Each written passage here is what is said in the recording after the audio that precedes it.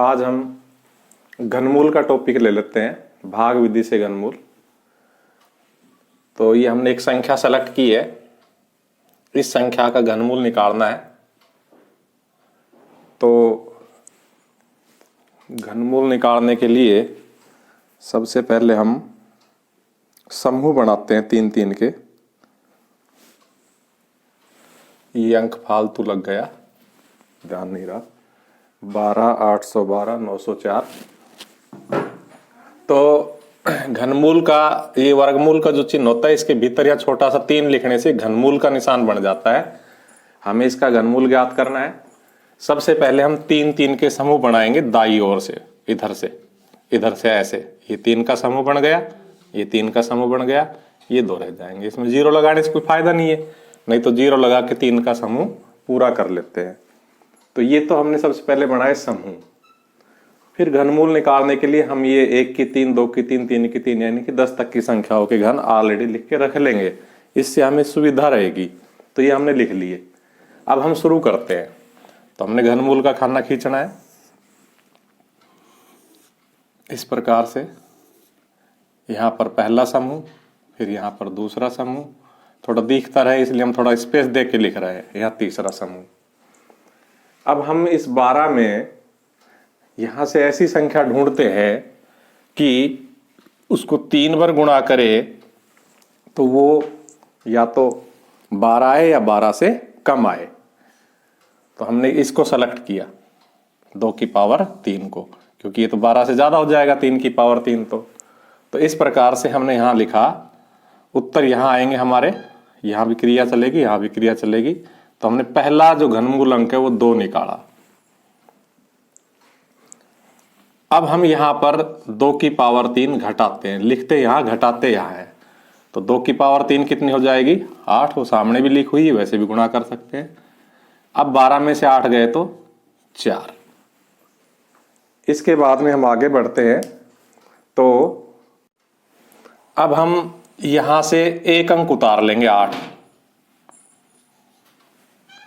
और उसके बाद ना कोई गणित में कहीं भी नहीं लिख रहा, परंतु एक फॉर्मूला है, और वो फॉर्मूला अगर आपके दिमाग में घूमता रहेगा तो ये सवाल करने में आसानी रहेगी। ये फॉर्मूला क्योंकि आपको वैसे भी याद करना पड़ता है जब गुणनखंड करते हो जब। तो ये होता है 1 की 3 plus 3a² b plus 3ab² plus b की 3।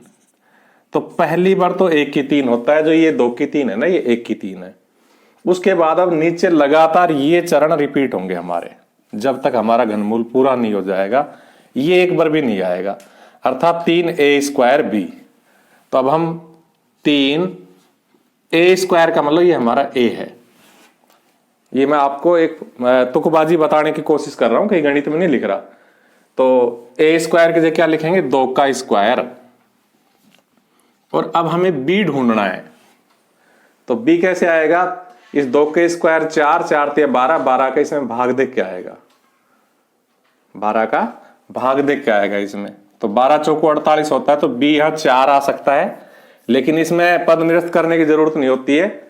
अगर ये 4 बार में नहीं जाएगा तो मिटा के दोबारा कर लेंगे, यानी कि पहले रफ आइडिया ले लेंगे हम। तो इस प्रकार से हमारा जो b आया वो कितना आया? 4 आया। तो यहां हम लिखेंगे 4। इस प्रकार 4 चौक 16, 16 × 48 हमने घटाया, कितना बचा?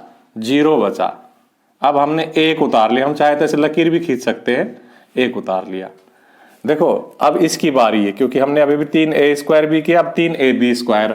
तो -3, ये माइनस इसलिए लगाते कि यहां घटते हैं ये a और b²।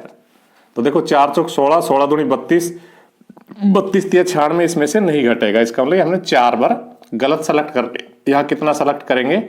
3 सेलेक्ट करेंगे। इसमें निरस्त करने वाली बात नहीं, अपना वैसे ही आइडिया ले लेते हैं पहले ही।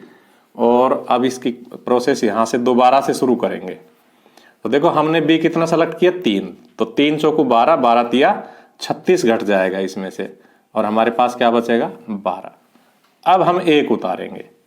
अब वापस देखो 3a और b², यानी कि ये वाला प्रोसेस। तो a की जगह तो 2 और p की जगह 3, इनमें से एक a एक b हो गया है। अब हमारे पास क्या है? देखो 3 × 3 = 9, 9 × 27, 27 दूनी 54। घटाया, 11 में से 4 गया तो 7 और 11 में से 5 गया तो 6। अब हम 2 उतार लेंगे और अब हमारा आखिरी चरण पे आ गए b की 3, यानी कि 3 की पावर 3। 3 की पावर 3 अगर छोटा अंक है वैसे याद रहता है, नहीं तो यहां से देख लेंगे, ये हमें पहले लिखने पड़ेंगे ताकि हमारा सवाल आसानी से हो जाए। 27। तो इस प्रकार 12 में से 7 गए तो 5, 6 में से 2 गए क्योंकि हासिल लेने 6 हो गया, 6 में से 2 गए तो 4 और 6। अब हम अगले समूह से 9 उतार लेंगे और वापस यहां पहुंच जाएंगे वापस। ये पहली बार होता है सिर्फ यहां। तो अब हमारा क्या आएगा 3a² b। तो देखो 3, अब ये सारा a हो जाएगा, b अगला अंक जो हम ढूंढेंगे वो आएगा, तो a² तो 23 का स्क्वायर और b यहां हमें ढूंढना है। तो 23 को 23 से गुणा करेंगे तो 529 आएगा और इसको अब 3 से गुणा करेंगे तो 3 नाम 27, 3 दूनी 6 और 2 8, 3 पंजे 15। 1587 का इसमें भाग देंगे तब हमारा b आएगा, अर्थात तीसरा अंक आएगा। वैसे हम तीसरा अंक भाग देने की बजाय डायरेक्ट भी निकाल सकते हैं। कैसे? क्योंकि हमें पता है ये घनमूल जो होता है पूर्ण घनमूल होता है, नहीं पूरा पूर्ण घन संख्या होती है, इसका पूरा घनमूल आएगा। तो आखिरी में 4 कहां आता है? आखिरी में 4 सिर्फ यहां आता है ओनली, और देखो कहीं भी 4 नहीं है, 1 है, 8 है, 7 है, 5 है, 6, 3, 2, 9, 0, 4 सिर्फ यहां आता है। इसका मतलब जब हम इसमें इसका भाग देंगे 1587 का 64 59 में, तो कितनी बार जाएगा? 4 बार जाएगा। हम चाहे तो भाग देख के निकाल सकते हैं, हम चाहे तो यहां से सीधा निकाल सकते हैं। तो हमारा b कितना आया? 4। अब 23 1 का काम करेगा, पूरी प्रोसेस में 4 b का काम करेगा। तो इस प्रकार से 3, 23 का स्क्वायर, 4, इन सब का गुणनफल हम यहाँ घटा देंगे। तो देखो 1587 तो हमारा आ ही चुका था गुणनफल, इसको 4 से और गुणा कर देंगे तो 4 7 28, 4 8 32 और 2 हासिल के 34, 4 पंजे 20 और 3 23, 4 एकम 4 और 2 6, 63 48। अब देखो हमारा आंसर तो आ गया ऊपर, लेकिन हम ये प्रोसेस पूरी कर रहे हैं अब तो, नहीं तो 234 आएगा इसका घनमूल। तो इस प्रकार से हम घटाएंगे तो यहाँ 1, यहाँ 1, यहाँ 1। अब हम अगला अंक उतार लेंगे 0। अब हम लिखेंगे -3a और b²। हमारा b कितना है? 4 है, a कितना है? 23, यानी कि हम यहां पहुंच गए। तो 3ab², 3ab²। तो देखो 23 दिया तो 69 हो जाएगा और 4 चौक 16 हो जाएगा, 16 निम में 144 हासिल 14, 16 6 की 96 और 96 में पहले 14 जो हासिल उसका 4 जोड़ा तो 100, 110। तो कितना आया ये? 1104। हमारे पास कितना बचा? 6। अब हम कितना उतार लेंगे? 4। अब देखो हम यहां पहुंच गए b की 3 पे, तो माइनस b कितना है हमारा? 4 और 4 की 3 हम फिर वापस यहां से देख लेंगे 64। लास्ट में 0 बचेगा। क्या बचेगा लास्ट में? 0। और हमारा घनमूल इस प्रकार से आ जाएगा 234। तो हम अंत में क्या लिख देंगे? अंत में हम अपना उत्तर लिख देंगे। ये सब रफ कार्य था, हमारी सुविधा के लिए था, इसलिए इसको हमने मिटा दिया। हमारा सवाल तो ये है, तो हम इसमें लिखेंगे इसलिए 12 812 904 का घनमूल, यहाँ छोटा सा 3 लिखने से घनमूल बन जाता है, बराबर 234 आंसर।